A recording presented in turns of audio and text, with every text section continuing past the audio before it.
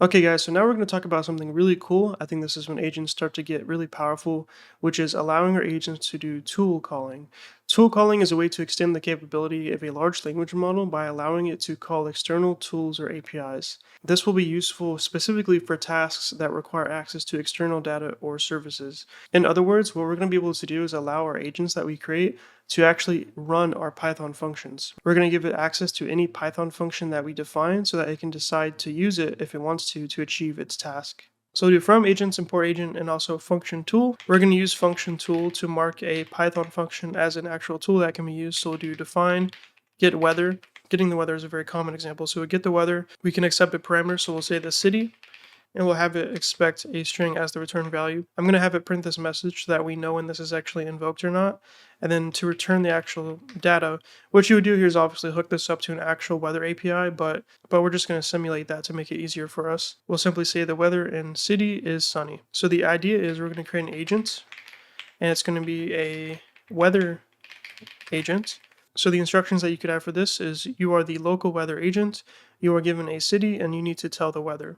Now with this agent by itself, it doesn't have any tools hooked up to it yet, so it doesn't really know it can call this function to get the actual data, so it would probably just make it up. But to actually hook up a tool, you can do tools is equal to, and it's going to be a list, and then you just simply provide the function name, so get weather, and that's literally it. So behind the scenes, it's handling all the stuff like telling the large language model it has access to this function that it could use, and it tells it the signature of the function, like it accepts a string city, it returns a string, and all that stuff. It tells it that, so you don't have to worry about it. So now whenever you invoke the agent, it's going to decide on its own whether to call the function or not. Now, since we told it it's a local weather agent and it needs to tell the weather based on a city, it's smart enough to know, okay, I'll just call the get weather function, get the actual weather, and then use that to craft a response. So I'm going to say, what is the weather for Dallas? And so let's try it out. So it says getting weather for Dallas. This is this here. So we know it did invoke the function. And then it says the weather in Dallas is sunny. So literally just use the output from the function directly. But if we want to, we could just simply have it say sunny. So the only thing that the model is getting back from the function is, what the weather conditions are, and then it will use that to actually craft a response for you properly. It's not going to just say sunny. So let's try it out again. There we go. Getting weather for Dallas. The weather in Dallas is currently sunny. So it's able to actually give you a dynamic response based upon the information that it's able to grab from a function call. I don't know about you guys, but this is pretty insane. We're literally giving the large language model the capability, or the agent rather, the capability of deciding on its own while it's essentially thinking whether it wants to invoke a tool or not, or a function. And then it's going to use the response from that function to, again, come up with an actual response. We can actually extend this with multiple functions. So we could say get temperature as well, getting temperature for city, and then we'll say something like 70 degrees, right? So now we'll say you are given a city and you need to tell the weather and temperature. And this is why it's also really good as well. You don't have to tell it, call the function. You could if you want to, that would actually help reliability sometimes if it gets more complex. But with basic stuff like this, you don't have to tell it to use the function. It's smart enough to know it has access to the function and it calls it automatically. So now if we run it, so we need to make sure that we also add the tool here. So get temperature. And there we go. Now let's try it out.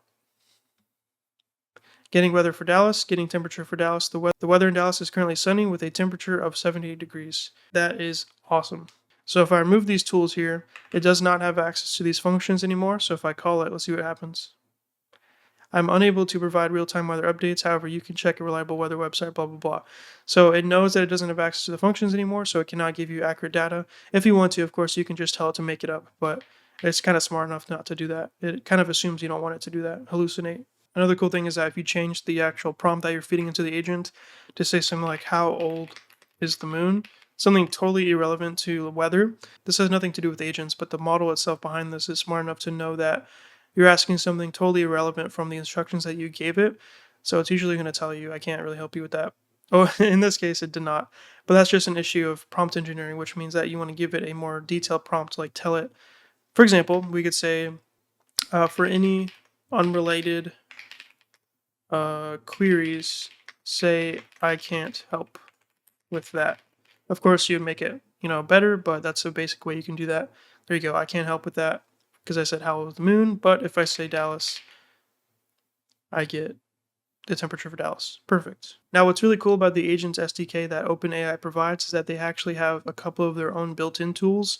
One of them is really powerful. It's the web search tool. So you could do from agents import web search tool, And now we can create something like a news agent. So we'll say news agent, it's a news reporter agent. So we have a news reporter agent. You are a news reporter. Your job is to find recent news articles on the internet about US politics. So you're giving it instructions, and then you're also giving access to this tool, which is again provided by OpenAI directly, called the Web Search Tool. And what this will do behind the scenes is literally search the internet. So a hosted tool that lets the large language model search the web, currently only supported with OpenAI models using the Responses API. So behind the scenes, it's figuring all that out for you. So you're literally giving it access to this tool here. It knows how to invoke it automatically. It knows what it's for. So we can invoke it with a very simple message like find news. And it already knows it's supposed to find recent news articles about US politics. So it should do that using our tool here. So let's try it out. So here we got our results. You can see it's very detailed as a list of sources at the very end here. But Democratic Party's internal challenges, blah, blah, blah. Donald Trump's influence on cultural institutions, blah, blah, blah. Looking over this just now, it does seem to be very relevant to what's going on right now. So this is a very useful tool when you need to augment your agents with up-to-date information from the internet. Because of course, if you don't give it access to the outside world in terms of what's going on, it's just going to make it up a lot of the time. It's just going to hallucinate, and you don't want that. Now, something you have to be aware of is the pricing for this tool. It is an actual official tool by OpenAI. So you have this section here for built-in tools. You have the web search tool call. It says that for GPT-4o and GPT-4o Search Preview, it is $30 per 1,000 calls, up to $50 for 1,000 calls, depending on the search context size. So you can configure it with different sizes. Medium is the default for how much information it could fetch, essentially, it looks like. So as you can see, this is pretty expensive. For every 1,000 calls, it's $30. If you scale this up, it gets pretty expensive. So I recommend being very careful, of course, with how you use this tool. Just don't call it a bunch of times if you're not aware of the costs. So even though it's a great tool that you can use to make your applications, have outside information, you can also use other tools that are either free or pay that are just cheaper that give you similar capabilities. The only difference is that you'll have to define your own Python functions and invoke them yourself rather than just using the built-in function here. But that's not too hard. One free option you can use is something called DuckDuckGo Search, which will allow you to use the DuckDuckGo browser with Python to get search results. So get a bunch of links that try and answer whatever query you have. But then you have to actually go into those links and actually scrape the websites for content and then process them. Another option is called Firecrawl. This is a really nice tool that has a free plan that allows you to scrape websites really effectively and get parsed data to feed into a large language model and do other stuff with. But this really encapsulates all of that. It does the searching and the processing and scraping for you. I think just knowing that you can use it and there's other options is very important. So hopefully that's helpful for you guys. But overall, now you guys can see why tools are so amazing. They're a way to extend the capabilities of a large language model, but most importantly, you can give your large language model or your agent access to external data or services, because without this kind of stuff here, your large language model is just kind of making stuff up, right? That's only useful to a certain degree. But if you can actually combine your Python code with the agent itself, you can allow the agent to decide to call your Python code, which just unlocks a lot of capability, as you can see, okay? So I made this little Python script here that allows you to do this in a more continuous way. So we're just loading in our OpenAI API key, same as before, using load.env. And then we're creating another news agent. We're giving instructions that says you are a news agent that can search the web for latest news on a given topic, compile the information you find into a concise summary, no markdown, just plain text. And then you're telling it has access to a tool called the Web Search Tool. So given a topic, it should be able to just take all the information on that topic and give you a summary. So that's our agents that we're going to be using. Now we're just going to have an infinite while loop that will every single time ask you for a specific query. So input, and then it's asking you enter your news query or quit to exit.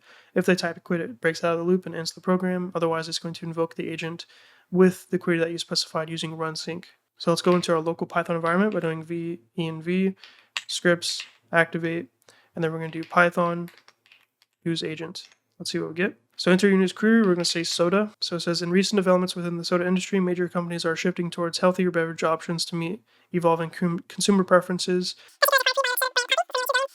See that recently, so it's fetching from actual news, which is good. Let's just say something else like, I don't know, Texas, that's where I'm from. Okay, I read it over, it looks good. And then if I want to, I can do quit. There we go. So that's just a very, very, very basic example of something that you can create using this agent here, and agents with web search capabilities. All right, that's it for this video. Thanks for watching, everybody. Hopefully, you guys learned a lot about how we can use tools with our agents to extend their capabilities. Stay tuned for the next part where we learn how to do even more advanced stuff with our agents.